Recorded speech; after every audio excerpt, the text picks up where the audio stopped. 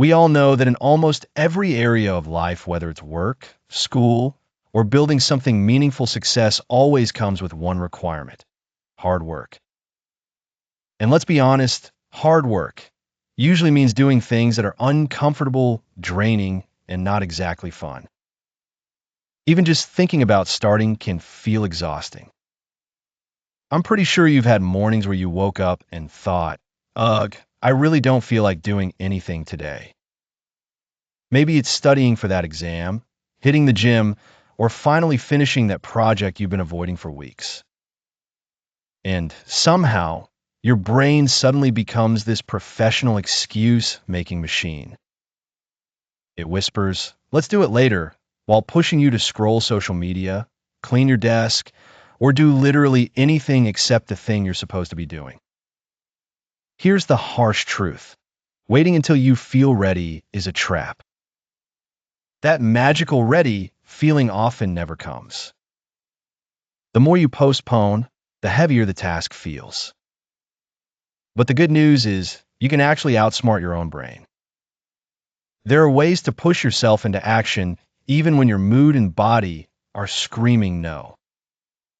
The first step is to understand what's really going on inside your head.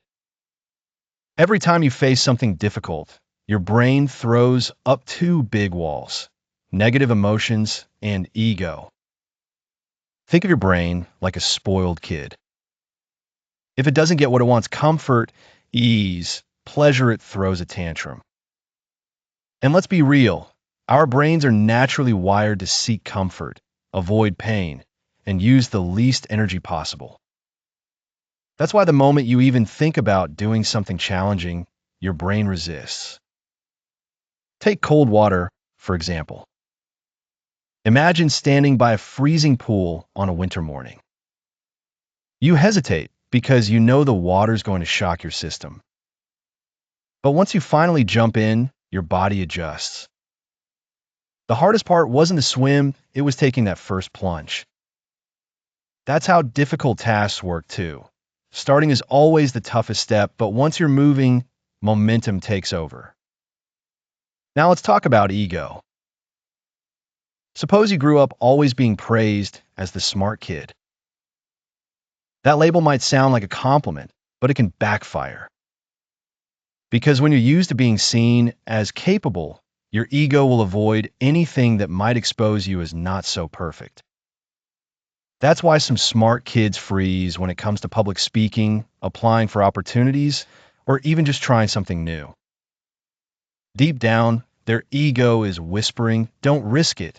If you fail, people won't see you the same way. But this isn't just about smart kids, it applies to everyone. Imagine wanting to confess your feelings to someone you admire, but then your ego steps in. What if they reject you? That'll be humiliating. And so you stay silent. Fast forward a few years, and you find yourself lying in bed, staring at the ceiling, thinking, if only I had the courage back then. Ego is built from past experiences, and it shapes the way we see ourselves. Maxwell Maltz explained in his book Psycho-Cybernetics that all our actions, feelings, and behaviors are consistent with our self-image. In other words, we only act in ways that align with how we think we are. That's why failure feels so threatening it clashes with the picture we've painted of ourselves. The fix? Change the narrative in your head. Instead of obsessing over the possibility of failure, focus on the process. Enjoy the act of doing. If you fail, find it's just part of learning. Think about mountain climbers. The best ones aren't those who rush to the top, but those who enjoy every step of the journey. Once you understand these two, resistances, emotions, and ego, you can start using practical tricks to get moving. Here's one, the 2-minute rule. James Clear talks about this in Atomic Habits. The idea is simple. Commit to doing something for just 2 minutes. Don't promise yourself a full workout, just 2 minutes of stretching. Don't commit to writing a whole essay, just 1 paragraph. More often than not, once you start, you keep going. You slip into what's called a flow state, where focus takes over and motivation naturally builds. Another trick? The 5-second rule by Mel Robbins. Whenever you feel hesitation, count backward 5, 4, 3, 2, 1, and then act. This interrupts overthinking and forces you to move before your doubts catch up. And to make the process less boring, try batching rewards with tasks. Since your brain loves treats, combine something tough with something fun. For example, if I finish this draft, I can watch an episode of my favorite show. The catch is, don't give yourself the reward before the work. If you do, your brain learns to expect the prize without the effort, and that kills motivation. But let's be clear, tricks alone won't keep you going forever. That's where motivation comes in. And not just external motivation like money, grades, or praise. Those things can spark short-term energy, but they fade fast. What you really need is intrinsic motivation, the kind that comes from curiosity, purpose, and personal growth. When you genuinely want to learn, explore, or achieve something, you'll keep moving even when things get hard. Curiosity fuels exploration. Purpose keeps you focused. Mastery gives you satisfaction. Progress builds momentum. Autonomy gives you ownership. When you activate these internal drivers, motivation becomes almost limitless. Think of people like Elon Musk, Einstein, or Michael Jordan. Their careers lasted decades because they weren't just chasing rewards, they were driven by inner fire. On top of motivation, build systems. One great tool is a habit tracker. By tracking your actions daily, you can see your progress in real time. Watching that progress bar grow or checking off tasks creates a small dopamine boost that reinforces consistency. Over time, consistency snowballs into identity.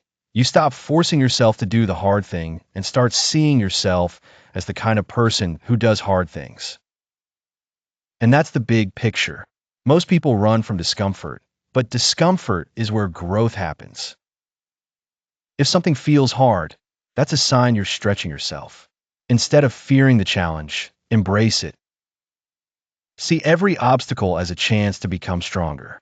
At the end of the day, the difference between people who succeed and people who stay stuck isn't talent. It's the willingness to act, to take that first step, even when it feels uncomfortable. So the next time you're staring at a tough task, don't wait for motivation to magically appear. Just start. Use the 2-minute rule. Use the 5-second rule. Pair effort with rewards. Build intrinsic motivation. Track your habits. No, it won't transform you overnight. But with consistency, these small tricks compound. Habits become second nature. And suddenly, you're no longer forcing yourself to do hard things. You've become the kind of person who naturally does them. That's how you trick your brain into working for you, not against you.